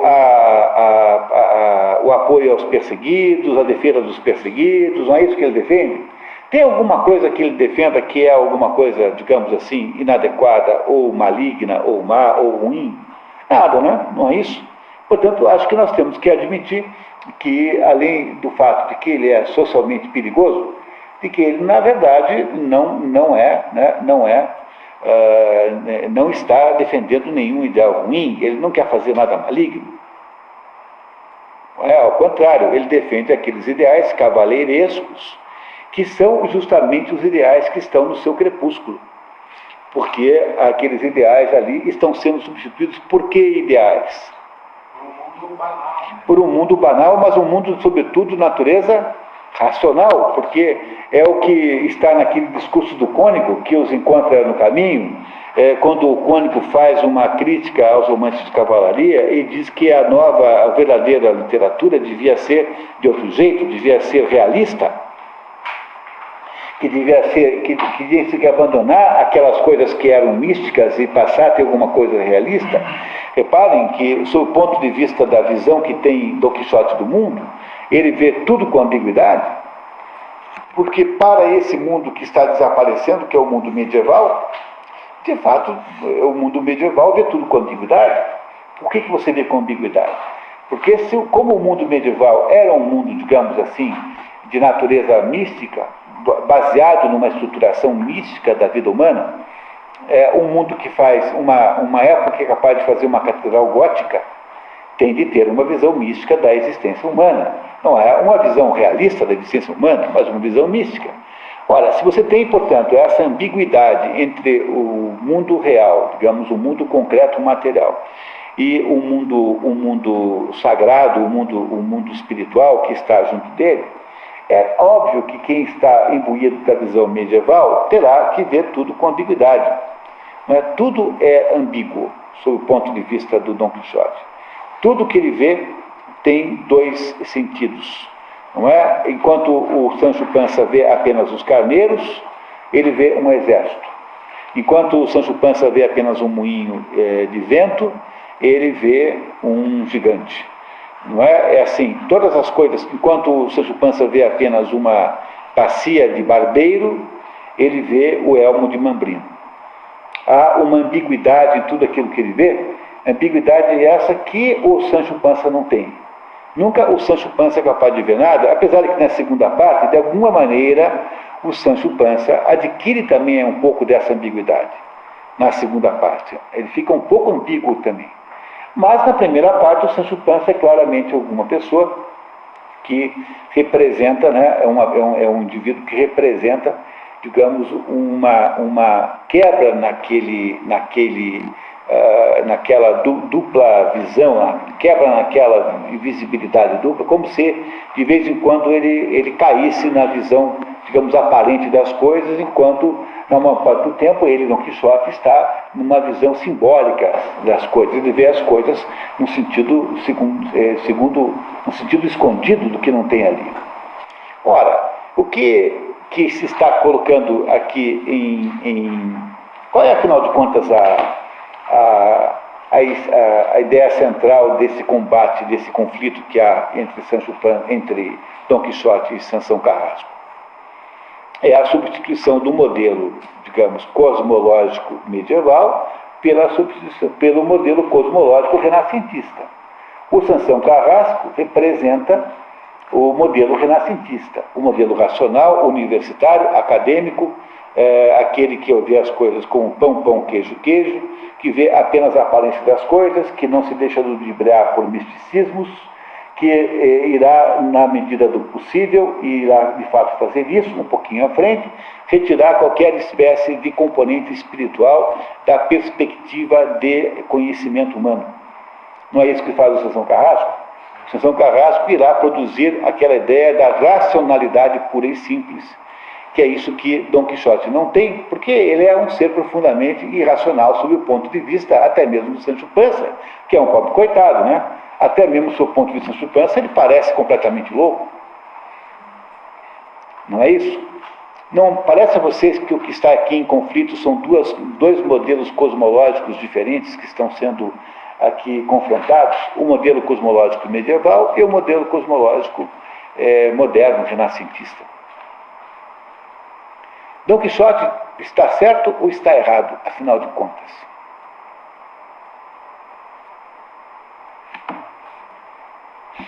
Ele está certo e está errado. Pois é, em relação ao quê? Ele está errado porque ele não entende o mundo que ele está, ele não pega as suas coisas a realidade pelo que ela é, né? Mas ele está certo porque ele procura dar uma significação à vida dele, né? E ele procura dar transcender, ele não aceita a limitação de um tempo muito banal. Ora, o mundo em que ele vive é um mundo realmente diferente daquele mundo dos cavaleiros, né? Não é isso? Portanto, ele não é um sujeito inadaptado a esse mundo. Porque inadaptado, ele é, de alguma maneira, uma pessoa complicada, porque ele é perigoso, não é? Ou seja, pode-se dizer, sem nenhuma dúvida, de que o Dom Quixote está certo em relação à Terra, né? ao mundo real, ao concreto, à sociedade em que ele vive naquele momento. Ele está errado, né? Em relação a esse mundo, completamente inadaptado. Mas se por um lado ele é errado em relação à Terra, ele está completamente certo em relação ao céu. E é esse o problema central que o Dom Quixote representa. Ele é um defensor dos valores do céu, no momento em que a Terra não tem mais valores do céu, porque o modelo medieval tendo sido derrotado e destruído, a partir de 1314, digamos assim, para apenas ter uma referência, aí podia ser outra data qualquer, não irei defender com unhas e dentes essa data, mas na medida em que o modelo medieval é destruído, na medida em que a Catedral Gótica vira só um imóvel, só um edifício, e deixa de representar simbolicamente o que representa, na medida em que o mundo não vive mais em torno dessa ambiguidade, ou seja, que a condição humana não é estabelecida por essa tensão entre céu e terra, que é o modelo medieval, não é isso? E é isso que representa simbolicamente o Dom Quixote. Quando isso não é mais possível, ou seja, como o exercício dessa tensão é um exercício que é visto e tratado como loucura, ou seja, que só tem uma vinculação, uma verdade pela loucura, ele é um derrotado. Quer dizer, quem é derrotado aí, na verdade, é o modelo da Idade Média, não é isso? Que foi, de fato, derrotado. A derrota de Dom Quixote é real, ele não é uma derrota simbólica, é real, concreta. Ele, de fato, foi derrotado, mas como ele passou pela canela de Montesinos antes, é como se ele tivesse passado pela derrota na Terra, tivesse sido morto, e essa morte que ele sofre aqui na Terra, que é uma morte, de certa maneira, iniciática, compensada pela ida para os infernos, porque sempre os infernos no sentido grego da palavra, no sentido antigo e não no sentido cristão da palavra, não é? A casa dos mortos, né? Ir para os infernos, quer dizer, ir para a morte. Esta ida para a caverna de Montesinos representa uma espécie de elevação ao céu, que é onde ele finalmente será vitorioso. Dom Quixote morre para o mundo, esse mundo que não é mais capaz de lidar com a tensão essencial entre espírito e matéria, que é a tensão que dirige a nossa vida, porque nós somos um pedaço de cada coisa. A gente está nessa situação. Não é isso? E ele, então, só poderá existir e só poderá ter viabilidade no céu. A morte de Dom Quixote é uma espécie de redenção da sua possibilidade existencial. Ele só é possível no céu, do mesmo modo que o príncipe Michigan, no final da história do idiota, volta para as montanhas, volta para o céu, de onde ele veio no primeiro minuto do livro. Ele veio das montanhas e volta para as montanhas, porque ele é uma espécie de anjo, né? Um anjo inadaptado ao mundo terrestre, mas que tem uma viabilidade no céu e não mais na terra. Essa é uma das histórias mais emocionantes que alguém já escreveu, sobre a absoluta dificuldade que é de você lidar com essa ambiguidade, num mundo que não tem mais ambiguidade, num mundo que compra as coisas pelo seu valor de face, num mundo que implantou o racionalismo cientificista como sendo a regra geral de conhecimento da realidade, um mundo que não é capaz, e aí você percebe que em seguida aparecem todos os grandes produtores disso, começando por Descartes. Não é? O Descartes é o primeiro que extingue o componente espiritual no processo de conhecimento humano, reduzindo o homem a corpo e mente, corpo e mente no sentido psicológico moderno da palavra. E a partir desse ponto, então, o Sansão Carrasco irá governar todo o conhecimento humano, todo o esforço humano de conhecimento, produzindo, então, a partir de si, um processo de desambiguação cada vez mais crescente. Mas o processo de desambiguação, que pode parecer, em princípio, bom, é apenas o desastre total final, porque a ambiguidade da condição humana é uma das condições implícitas da nossa existência. Porque não adianta você desambiguar, entendeu? Não tem lá no Google, você põe lá no Wikipedia, aparece lá 2 nomes, John Lennon, então tem lá, John Lennon tem músico inglês, não sei o quê, e tem lá o filho da Rose, entendeu? Eu tenho uma empregada que tem um filho chamado John Lennon, então lá no Google aparece John Lennon, que é que é lá o John Lennon, e tem o John Lennon que é filho da minha empregada Rose. O John Lennon sempre me obedeceu. É mesmo? É um cachorro que eu tinha. Tá vendo? E tem o terceiro John Lennon, que é o cachorro de São José Rude. Entendeu? E aí, então, você tem, então diz lá, desambiguação. Então você tem que escolher qual John Lennon você quer, para que você possa estudar lá o John Lennon que você procurou, que certamente é o cachorro do seu José Roosevelt, que deve ter o maior interesse de todos, né? Não é isso? Bom, mas essa desambiguação que o mundo moderno pensa que faz da condição humana é uma desambiguação desastrosíssima, porque é aí que você destruiu completamente o componente misterioso da existência humana. Mas e se você... É uma tentativa de fingir que a tensão não existe. E a tentativa de fingir que a tensão não existe, então, é acompanhada vamos dizer assim, da proscrição de todos os elementos, digamos assim, espirituais da existência humana. E aí é por isso que você tem como primeira consequência que é praticamente impossível que uma pessoa associada ao mundo universitário declare-se cristão. Primeiro, uma coisa que você nunca ouviu ninguém fazendo, porque é como se fosse um tremendo mau gosto alguém dizer, eu sou professor universitário e sou cristão. O Victor Frankl não fazia isso? O quê? Se declarava cristão? Não, ele não era judeu. Não, mas que o Victor Frankl fazia outra coisa. Ele não queria criar uma espécie de... com toda a razão desse mundo, o Victor Frankl não queria que a experiência que ele sofreu no campo de concentração fosse judaicizada, porque ele achava que aquilo não era um fenômeno judaico, Ele também diz assim, eu também não vou falar nunca mal de alemão nenhum. Os judeus tinham ódio do Viktor Frankl. Ele é judeu, né? Mas era visto com ódio pela comunidade judaica, porque ele nunca, em nenhum momento da sua obra, faz qualquer acusação aos judeus, aos alemães. E perguntaram para ele, mas por que você não acusa os alemães? Ele falou, porque esse negócio de acusar coletivamente os outros é coisa de nazista.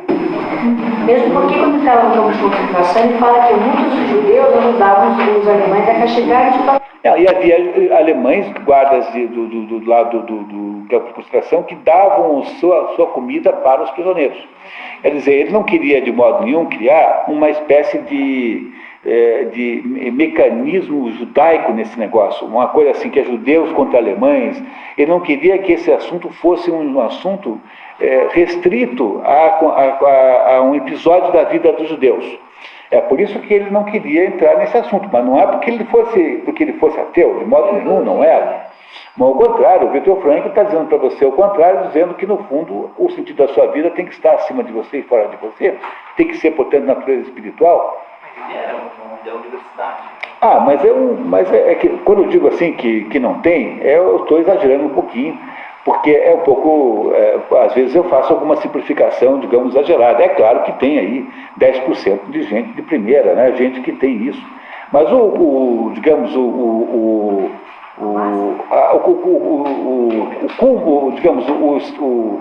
conjunto, né, o ambiente, digamos, coletivo do mundo universitário moderno é o Sansão Carrasco.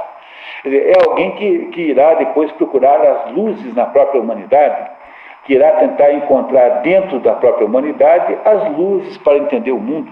É os iluministas em geral, aqueles que acham que o saber, a razão, é a única coisa que salva o homem, ou seja, os contingentes humanos que estão tentando aí, de alguma maneira, a continuar o pecado de Adão e Eva, né? Porque no fundo é o pecado de nos tornarmos como deuses, não é isso que nós queremos fazer, no fundo é o mesmo pecado que está desde o início. Portanto, ficar achando que o pecado de Adão e Eva é um pecado pessoal, como fazem esses, né? Há um grupo de defensores da ideia de que o pecado de Adão e Eva não é coletivo, é só pessoal de Adão e Eva, portanto não tem que ter batismo. Essa é uma interpretação absolutamente ingênua do mundo, né? Não tem nenhum cabimento, chama-se pelagianismo.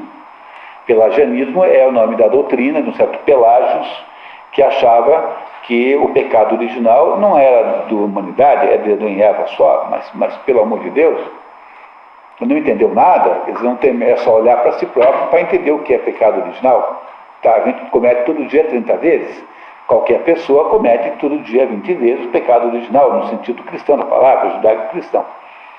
Pois o que eu estou querendo mostrar para vocês é isso, que o que está aí em conflito nessa história é a cosmovisão medieval, que é uma cosmovisão mística e, portanto, ambígua, contra a cosmovisão moderna, renascentista, que é uma cosmovisão racionalista. E essas duas cosmovisões é que estão em conflito. Mas esse conflito teve um vencedor, que foi a cosmovisão racionalista. E esse conflito e essa vitória do racionalismo está aí simbolizada pela derrota de Dom Quixote pelo Sansão Carrasco, justamente pelo Sansão Carrasco, na segunda parte do livro. E esta derrota de Dom Quixote apenas representa de que, sob o ponto de vista social, Dom Quixote, de fato, foi neutralizado, mas ele continua tendo razão sob o ponto de vista do céu. E, portanto, continua sendo ele quem tem razão em última análise, porque ele tem de todas as sabedorias a maior, que é a sabedoria do coração. A sabedoria do coração é muito maior que a sabedoria da mente. E essa sabedoria do coração que ele tem, essa é permanente. O problema só é que a sociedade não está organizada em torno dela. E aí essa possibilidade de sabedoria tornou-se, portanto, muito individualizada. Não tem mais uma viabilidade social, ou seja, socialmente falando, ao contrário, estamos aí, na prática, impossibilitados de exercitá-la, porque isso é visto como sendo alguma coisa demodê, velha, obsoleta, como é o discurso do cônigo. O cônigo dizendo que tudo aquilo que o Dom Quixote representava é alguma coisa que tinha que ser extinta para sempre. Ora, qual será, no fundo, a posição de Cervantes nessa história toda, né?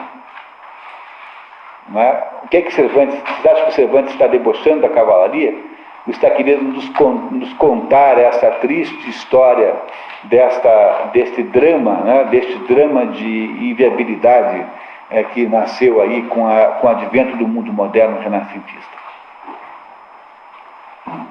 Pois é óbvio, né, que o que Miguel Cervantes queria que nós compreendêssemos é alguma coisa próximo disso que nós estamos concluindo aqui.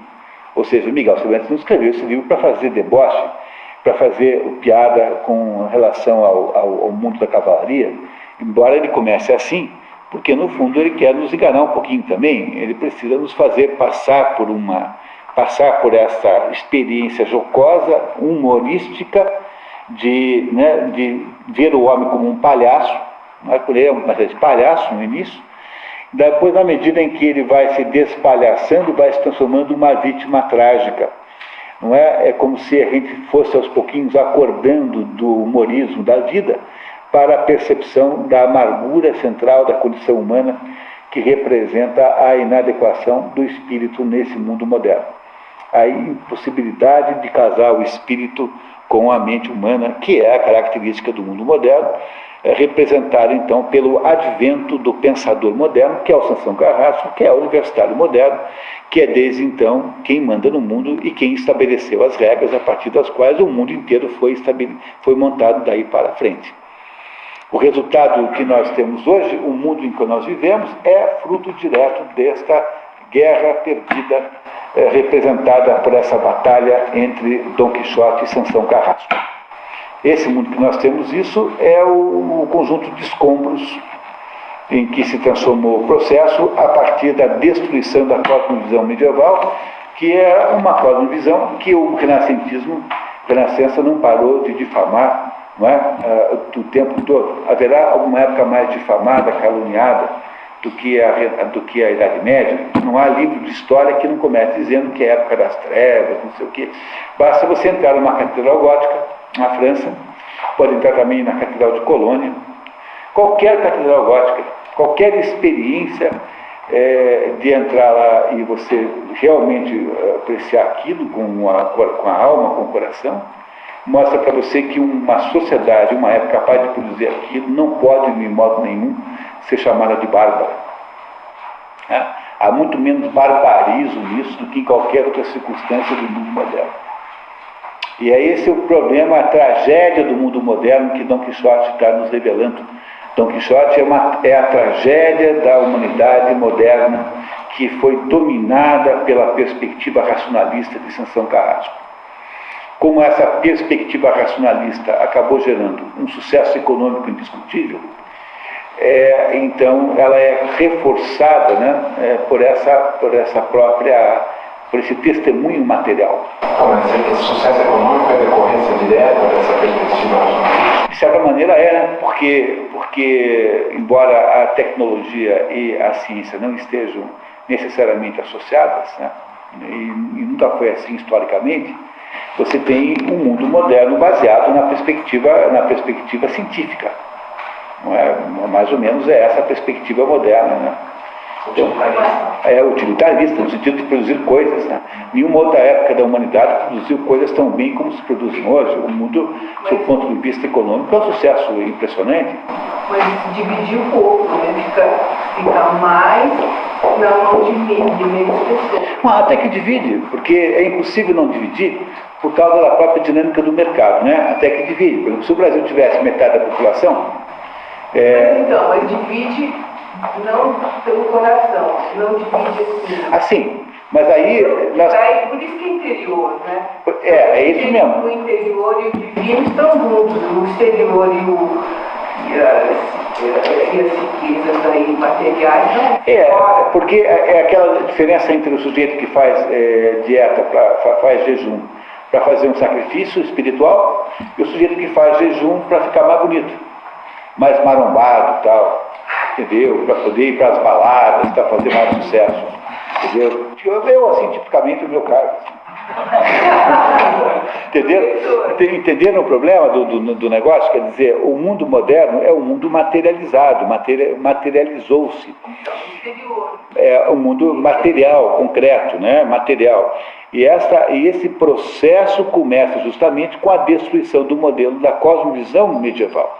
Porque é preciso compreender que o medievo tinha uma cosmovisão específica, que era uma cosmovisão espiritualista, e que, portanto, tinha dentro de si toda a perspectiva da ambiguidade, que é uma perspectiva completamente necessária para se entender a condição humana. Porque o ser humano é um ser ambíguo. Nós temos um componente material e temos um componente espiritual. Veja, os budistas, os hindus, dizem para nós que isso que nós vivemos aqui é uma espécie de fantasia e ilusão. Um chama de samsara, o outro chama de maya, e dizem que esse mundo que nós vivemos aqui não existe. É apenas uma ilusão que nós vivemos e que um belo dia, depois do ciclo de reencarnações, nós vamos nos dar conta disso e não temos mais que reencarnar. Pois essa perspectiva é absolutamente diferente da do cristianismo, porque o cristianismo nos diz o seguinte: o modelo do cosmovisão medieval nos diz que esse mundo que está aqui é absolutamente real. Real, concreto e verdadeiro. Mas o outro mundo ao qual nós pertencemos, que é o mundo espiritual, também é igualmente real e verdadeiro. Por isso que a condição humana, sob o ponto de vista cristão, é uma condição tensional, porque nós vivemos com um pé em cada um dos mundos, vivendo então, tendo que escolher entre essas duas coisas. Nós vivemos sempre entre o dilema do espírito e da carne, da matéria. Portanto, não há como você não ver a vida humana como ambígua. Por exemplo, toda vez que acontece alguma coisa conosco, seja o que quer que seja, a primeira obrigação que nós temos que fazer é de perguntar assim: qual é o significado disso? Mesmo que você não encontre nenhum. Mesmo que não tenha, porque eu não estou dizendo que sempre tem, mas a sua obrigação para poder ter uma atitude inteligente perante a sua própria vida é perguntar assim: qual é o significado disso? Por exemplo, você perdeu o seu emprego. É um assunto grave para quem, uma pessoa comum, é um assunto grave. É uma pessoa normal, né? Não vê nisso uma coisa grave. Pois, em vez de ficar se lamentando e ficar aborrecido, que também pode, não é proibido, mas em vez de fazer só isso, não é perguntar assim: qual é o significado disso? Porque, para a perspectiva cristã, sempre há necessariamente uma ambiguidade em tudo, em todas as coisas. Essa ambiguidade é a ambiguidade que Dom Quixote vê nos moinhos de vento que se transformam em monstros perigosíssimos. E essa ambiguidade é a ambiguidade que nós, seres humanos, digamos que os que são cristãos, nunca deveriam perder a capacidade de ver. É ser intencional, por isso que eles não querem ficar. Pois é. Agora, a perspectiva da cosmovisão moderna, renascentista, é a perspectiva não tensional. É assim: só existe a matéria e a matéria é só o que há. O que parece ser espiritual é apenas uma função psicológica associada à matéria, é algum fenômeno associado. Por exemplo, para o marxismo, que é uma das teorias materialistas, esse negócio de Deus é uma invenção da classe dominante para tapear o proletariado. Não é? Para o freudismo, o Deus é uma substituição do pai, é uma espécie de transferência da autoridade paterna para uma transferência abstrata genérica, e assim por diante. Ou seja, os fenômenos espirituais, digamos, os aspectos espirituais da existência humana são completamente descaracterizados no mundo renascentista, tanto é que chega-se ao ponto de achar que homens e mulheres são idênticos. É apenas uma questão de diferença na genitália. A coisa mais absolutamente sem cabimento que você possa imaginar, porque a perspectiva masculina e feminina são profundamente diferentes, porque são seres ontologicamente diferentes. No entanto, a gente confunde o desejo de fazer a igualdade civil, que não tem nenhum problema, com uma tirania que acaba produzindo um efeito extraordinariamente errado numa pretensa igualdade ontológica, que essa sim é completamente legítima, porque passa o que você fizer, você não vai conseguir transformar homem em mulher, nem mulher em homem, mesmo que você ponha um para usar a roupa do outro. Então, mas essa igualdade civil já é impossível, porque já são diferentes. Pois é, você pode ter igualdade civil, mas a igualdade ontológica não. Portanto, há uma ambiguidade em tudo, há alguma coisa sempre diferente, alguma coisa escondida em todas as coisas. E é isso que o Dom Quixote tenta procurar. Ele tenta procurar ter uma vida simbólica, representando uma vida que representa alguma coisa que não está no valor de face da vida. Mas ele está já completamente incapaz de fazer isso, porque ele só faz isso agora nesse mundo moderno por uma espécie de caricatura. Ele é uma caricatura humorística, cômica, portanto, disso. Ele transformou-se numa caricatura. Por isso é que, no início, você é induzido a acreditar que o livro é mesmo para debochar da cavalaria, quando, na verdade, o livro é para debochar do quê? Da nossa pretensão em ter transformado, de ter tentado extinguir a dimensão do céu da existência humana, que é o que, no fundo, faz o modelo racionalista que é implantado a partir do Renascimento. No sentido, o Cervantes, ele parece um cara muito amargurado,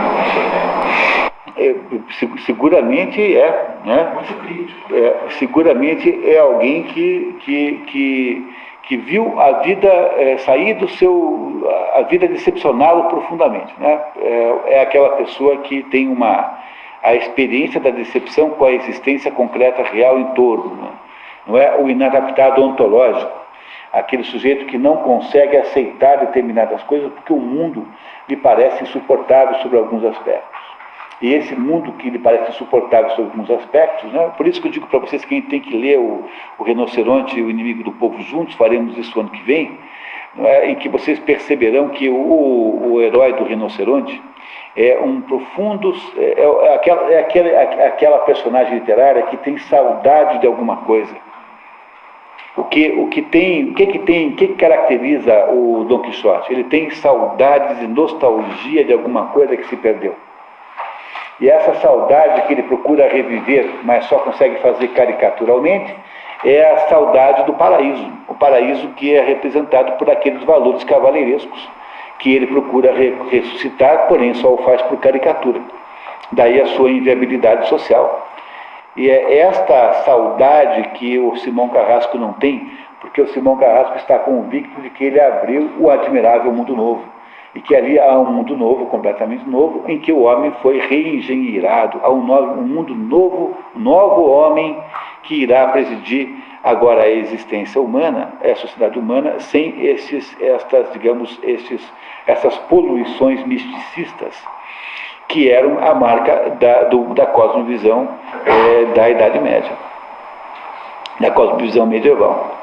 Isso que se perdeu é uma coisa gravíssima, e aí está mais ou menos a genealogia do mundo moral, do mundo moderno, como em nenhuma outra obra literária. Não conheço nenhum outro livro de literatura, no sentido ficcional da palavra, que seja capaz de contar essa história tão bem como faz o Dom Quixote de Miguel de Cervantes.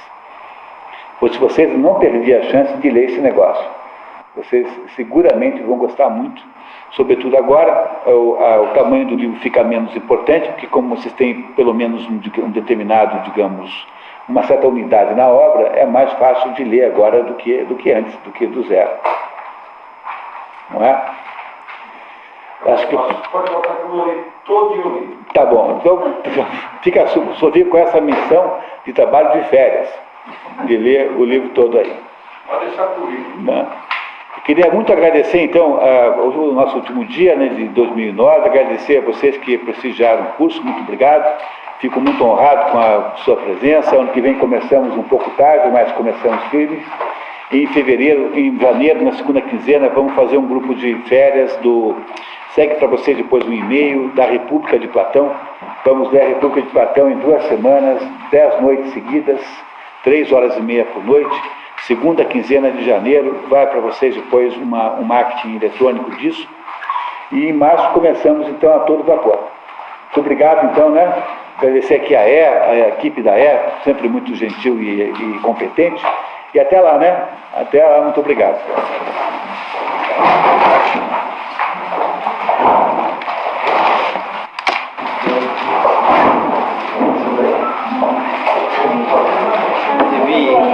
Feliz Natal, feliz Ano Novo. Muito obrigado por tudo. Então, vamos lá. Obrigado. Até lá, né? Obrigado,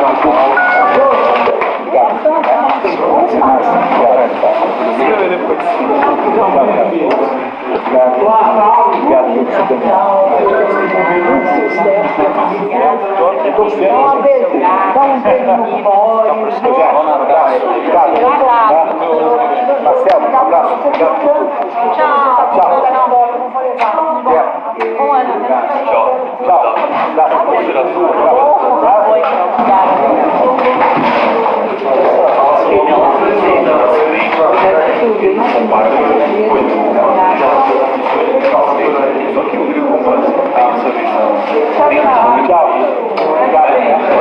Ele é racional, pode ter insight.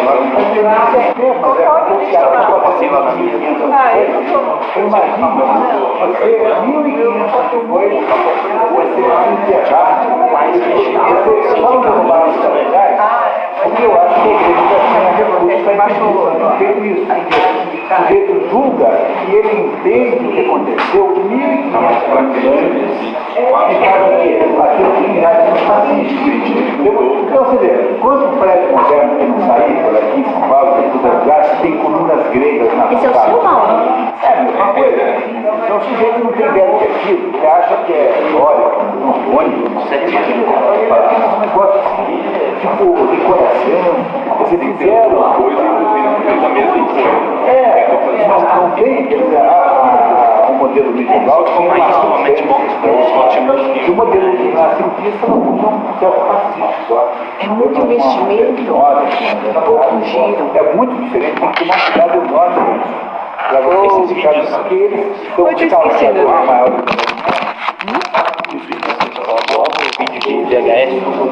Então,